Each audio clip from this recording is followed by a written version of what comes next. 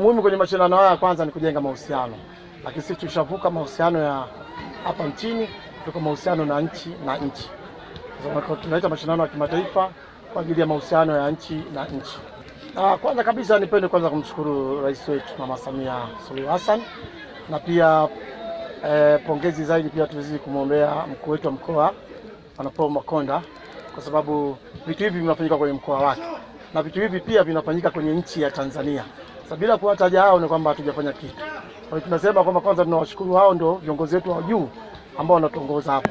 Kwa jumla tumejiandaa vizuri, wachezaji wetu wengi wa hapa ndani na wachezaji ambao katika size ya quality kubwa ambao tunaamini katika maandalizi yote tunaweza tukafanya vizuri. Tuna mchezaji ambaye amecheza AFCON, Rashid Chama, ambaye ni mchezaji na pia ni mwalimu wa timu hii. Kwa hiyo mbinu za uwanjani tumejitosheleza na mbinu za uongozi pia tumejitosheleza vile vile. Hii ni kama oni ya gari, inaashiria kwamba gari inapita au inaondoka. Kwa hiyo hii nafikiri ndio oni ya kwanza, na tunafungua rasmi kwamba watoto wetu waje wacheze sasa.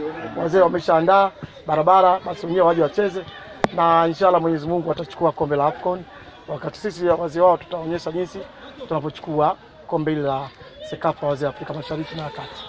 Sisi kama Arusha All Stars Veteran ni waandazi. Tumeandaa Sekafa wazee Bonanza 2025 ambayo itafanyika kimataifa, itafanyika Arusha kwenye uwanja wa Sheikh Abed.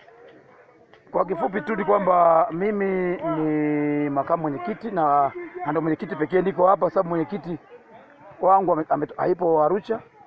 Ila tu nataka kusema ni kwamba tumejiandaa vya kutosha, kila kitu kiko tayari kwa ajili ya michuano, na tunataka tufanye michuano ambayo itakuwa ni tofauti na Sekafa zingine zilizotangulia, ambayo ya kwanza ilifanyika Kenya na ya pili ikafanyika Uganda.